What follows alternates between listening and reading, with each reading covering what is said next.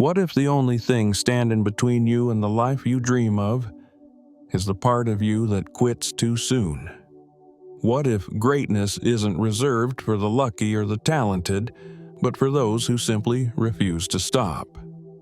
There's a reason most people never reach the summit of their potential. It's not because they lack skill, it's because they abandon the climb when the air gets thin. Napoleon Hill called this moment the testing point, the invisible line where destiny watches silently to see if you're worthy of what you say you want. Have you ever felt like you're so close, yet everything keeps falling apart? You've invested time, heart, energy, but the results don't match the effort. That's not coincidence. That's the gatekeeper of persistence challenging you, because in Hill's world, the universe doesn't reward mere desire. It rewards relentless pursuit. Those who push when every voice says stop. Those who crawl when they can't walk. Those who see failure not as defeat but as feedback. You were never meant to live an ordinary life. But persistence isn't flashy. It's not about fire and adrenaline. It's about silence and grit.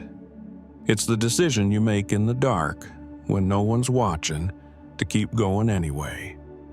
Napoleon Hill knew that the secret to unshakable persistence wasn't just discipline.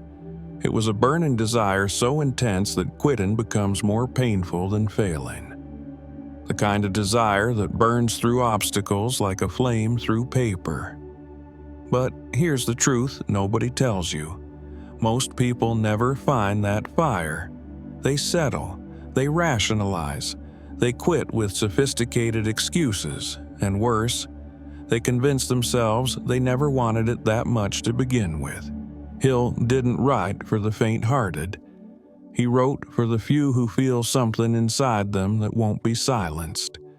Something that whispers at night, "You're meant for more," and doesn't let you rest until you become it.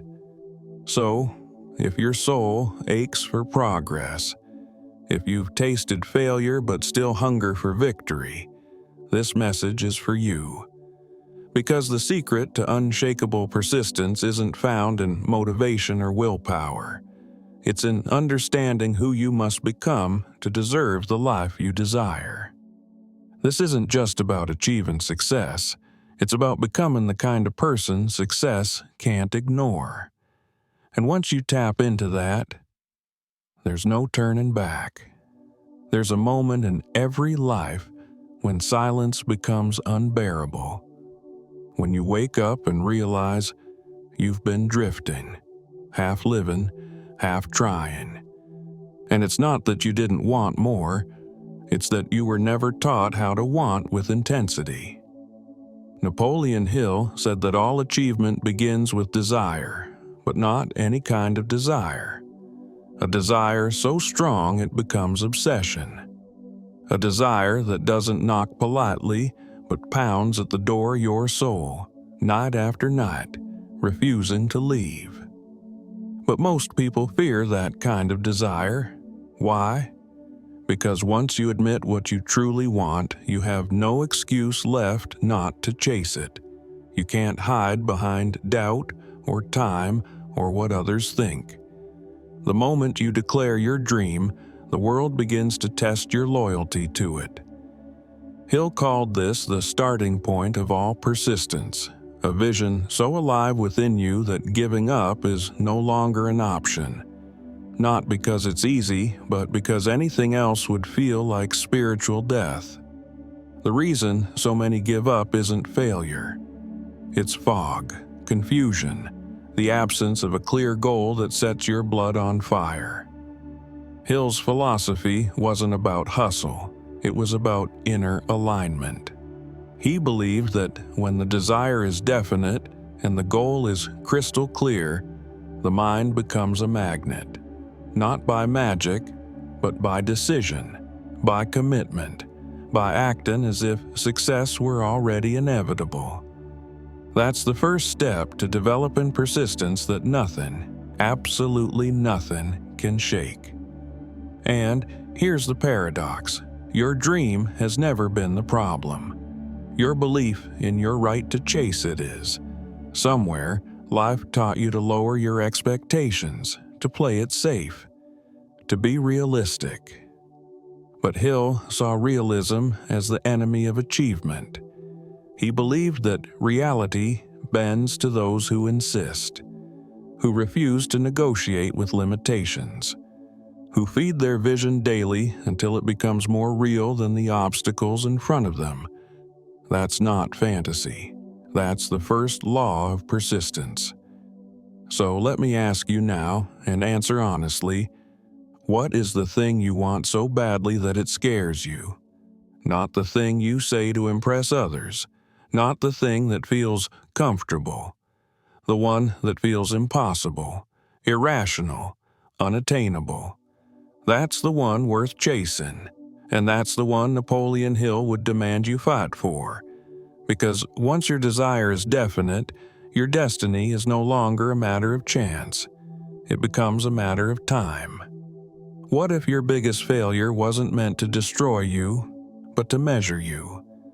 What if the moment you called the end was actually the question, and the way you responded to it was the answer that determined your future? Napoleon Hill insisted every failure carries with it the seed of an equivalent success. But most people never stay long enough to find that seed. They feel pain, disappointment, rejection, and assume it means stop, but it means prove it. Hill wrote that temporary defeat is one of life's most deceptive teachers. It shows up dressed as failure, but it's really an invitation to sharpen your focus, deepen your desire, and ask yourself if you really mean it. The greatest mistake? Confusing defeat with failure. They are not the same.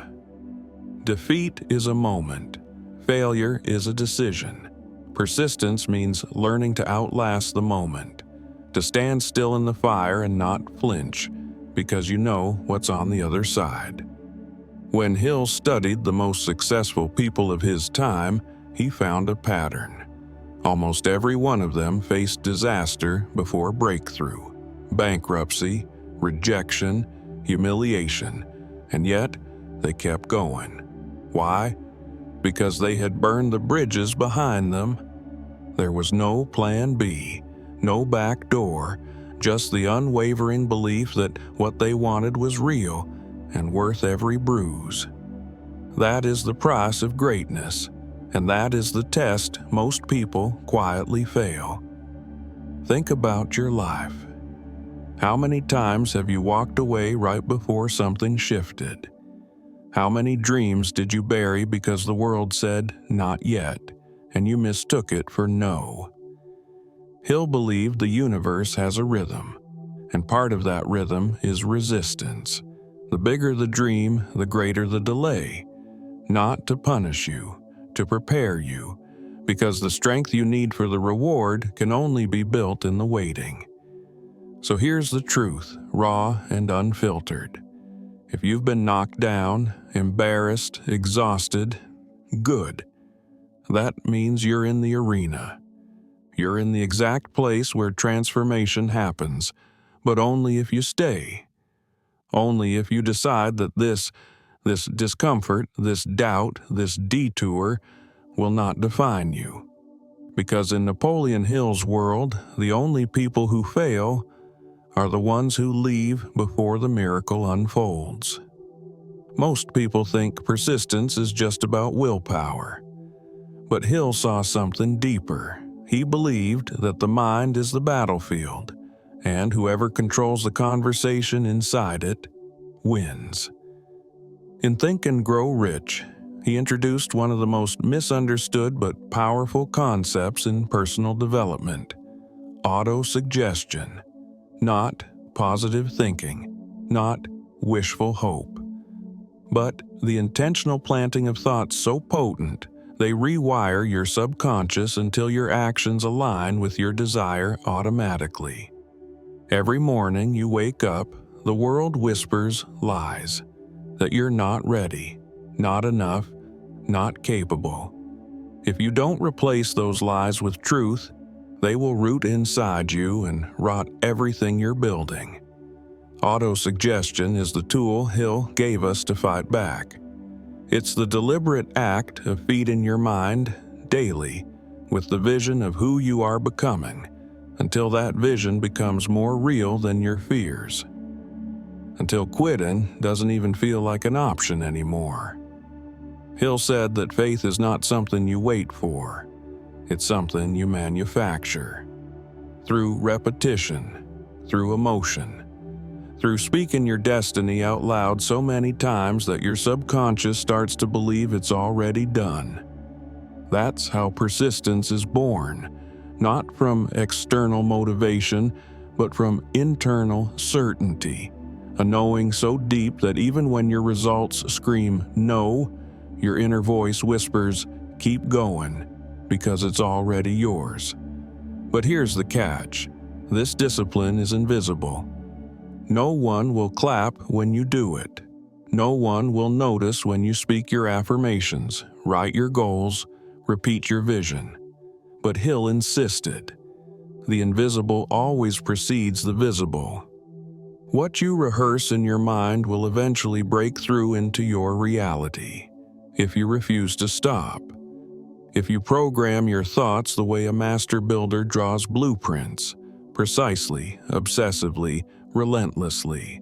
So if your persistence feels weak, maybe it's not your willpower that's lacking, maybe it's your inner language.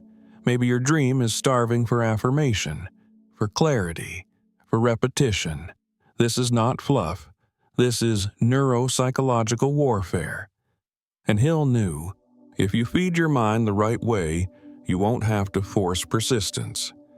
It will live in you, breathe through you, and carry you forward when everything else fails.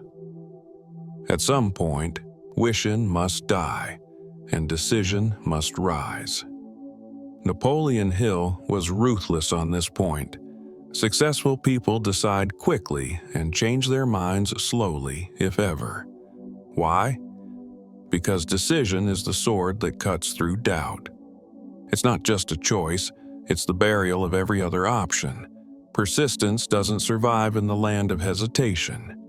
It thrives where there is no exit, no retreat, no room for maybe.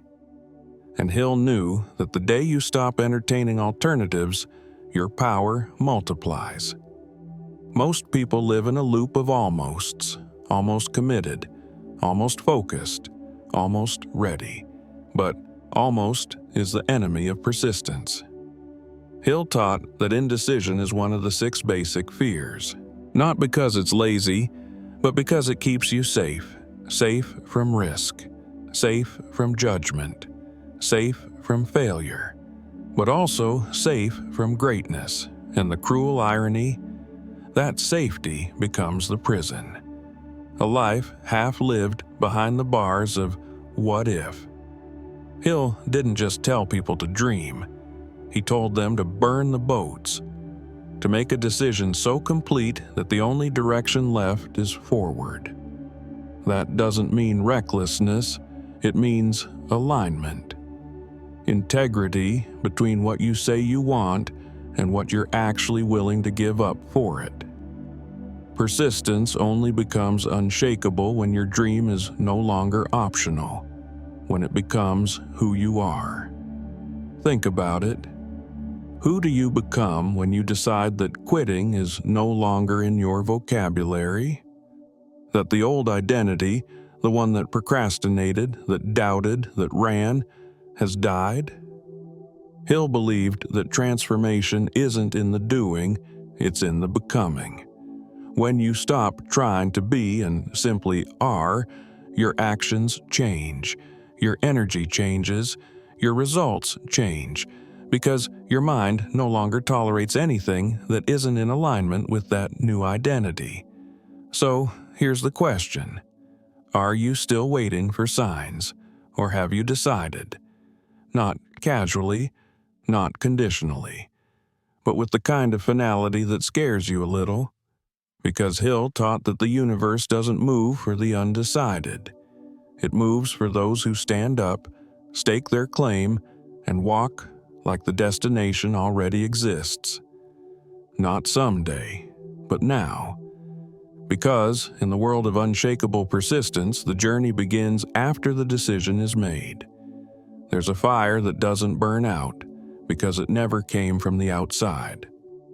Hill called it a definite major purpose, not a goal, not a wish, but a purpose so specific, so emotionally charged, that it becomes the heartbeat behind every action.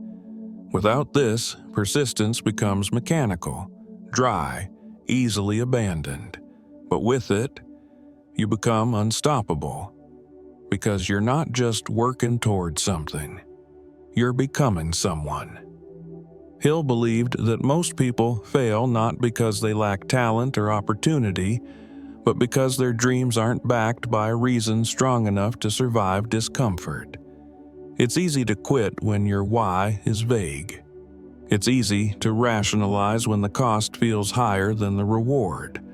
But when your purpose touches something sacred in you, your family, your dignity, your legacy, then every obstacle becomes fuel. Every no becomes an ignition. What is the thing you're willing to suffer for? That's the question Hill made his readers confront. Because the presence of suffering is inevitable, but whether it breaks you or builds you depends entirely on your purpose.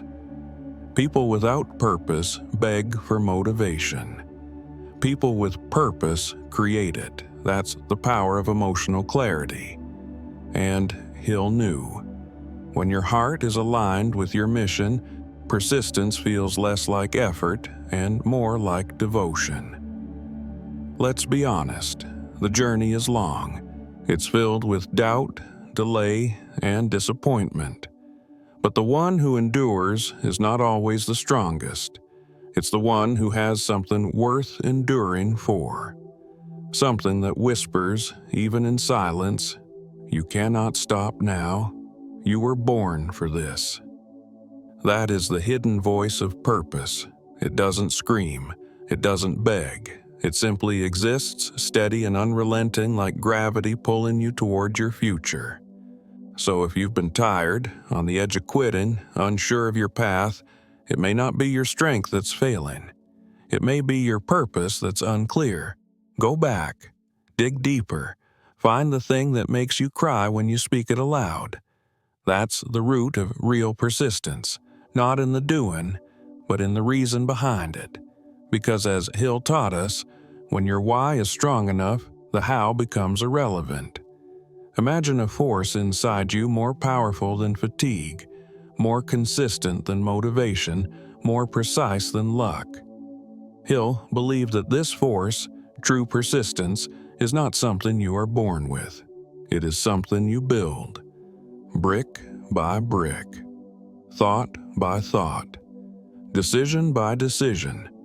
And once built, it doesn't just carry you, it transforms you. Because it's not about achieving one goal, it's about becoming the kind of person who never surrenders their destiny to circumstance.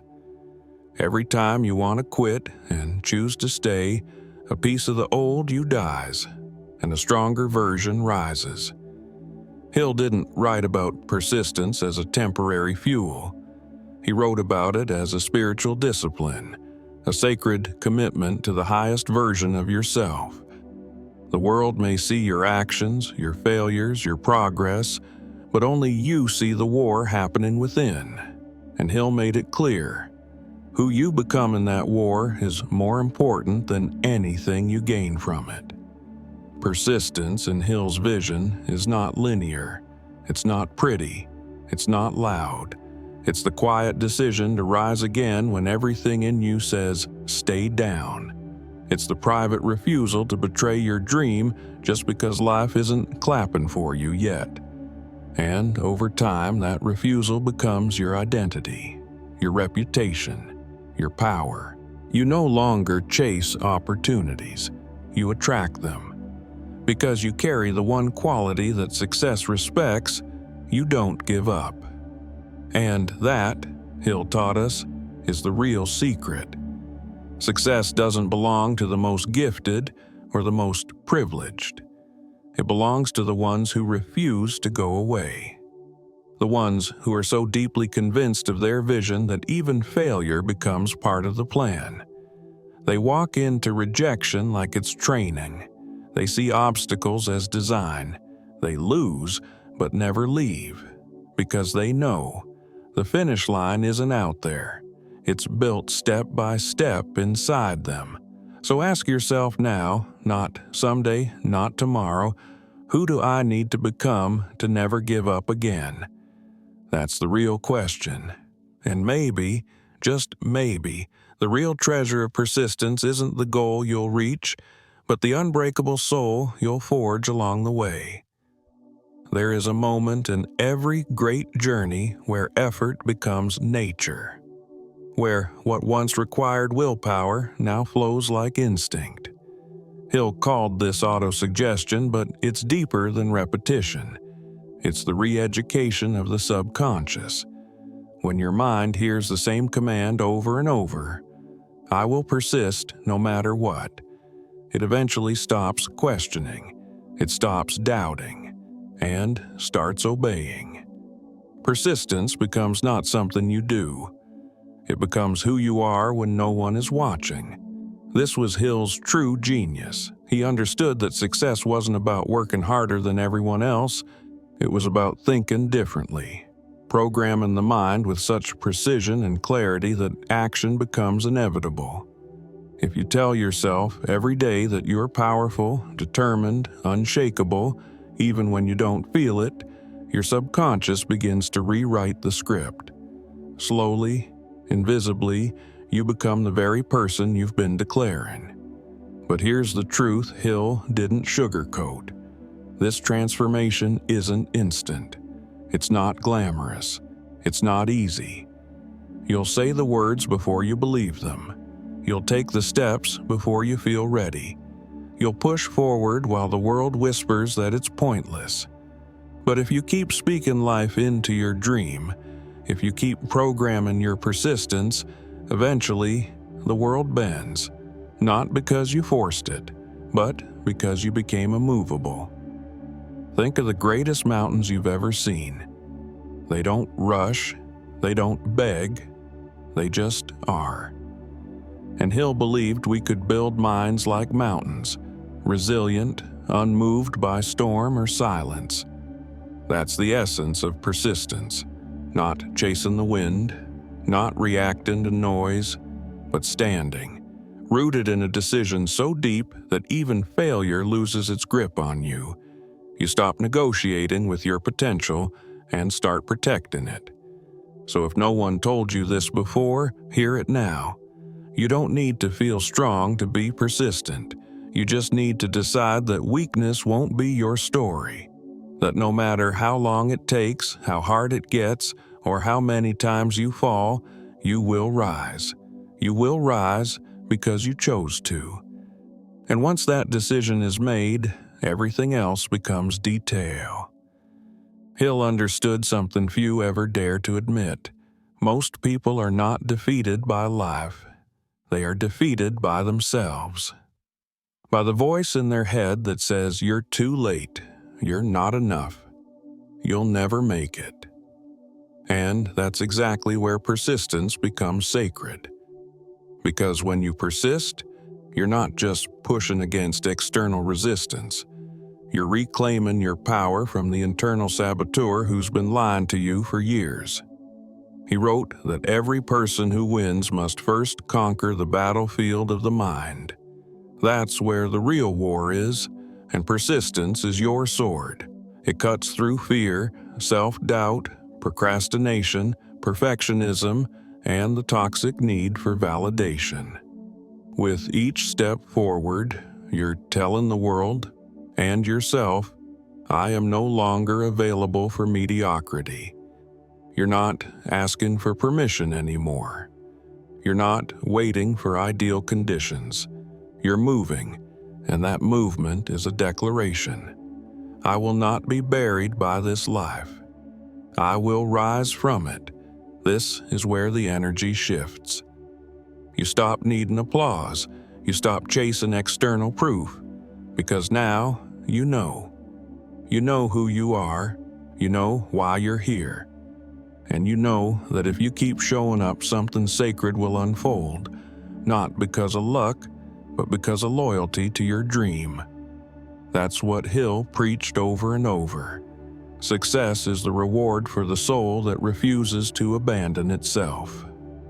And when you become that soul, when you persist through storms that would break most people, you don't just reach your goal. You become someone who shows others it's possible. Your life becomes a mirror. Your pain becomes a message. Your process becomes someone else's permission. That's what Hill meant when he said that success is not what you get, but what you give birth to through the fire of persistence. So let this be the moment you remember forever. The moment you chose to be unstoppable. Not because it's easy, not because it's fast, but because something deep inside you finally said, I refuse to let this life pass without becoming who I was meant to be. That sentence, that decision, is the beginning of everything. There comes a point, quiet, personal, irreversible, when something clicks inside you, and in that moment you understand it was never about motivation. It was never about talent or timing or luck. It was about ownership, owning your dream, owning your scars, owning the relentless fire inside you that refused to be extinguished even when no one else believed in it. That's what Hill wanted you to see. That inside every ordinary person there's a sleeping giant. And that giant awakens when persistence becomes a decision, not a mood. You're no longer waiting to feel ready. You are no longer negotiating with fear. Because now you've seen the truth. Every challenge you faced was never there to break you. It was shaping you, sharpening you, preparing you to carry something bigger than comfort. Destiny. Hill believed that success was reserved for those who burned so deeply for their vision that they were willing to be misunderstood, underestimated, and even alone, just to stay loyal to their path. And maybe that's what this has all been about. Not just achieving a goal, but proving to yourself that you could become someone who finishes what they start. Someone who keeps going, not because the path is easy, but because the calling is real. And when you look back, you'll realize it wasn't the dream that changed everything. It was who you became on the way to it. That version of you, the unbreakable, focused, powerful version, is the real success Hill wanted for you all along. So now I ask you, what will your persistence say about you 10 years from now? Will it whisper of abandoned dreams and silent regrets? Or will it roar like a storm that carved purpose into every inch of your life? That's the choice. Not tomorrow. Now. In this moment. Because if you want to live a life that matters, you cannot keep waiting. You must rise. You must decide. And once you do, never look back. And if this message awakened something in you, if even one sentence made you feel seen, stronger, or more aligned with your purpose, then don't keep it to yourself. Share it. Like it. Comment your truth. Subscribe not just to a channel, but to the version of you that refuses to settle. Because the world doesn't need more noise. It needs more souls on fire. And maybe, just maybe, that soul is you.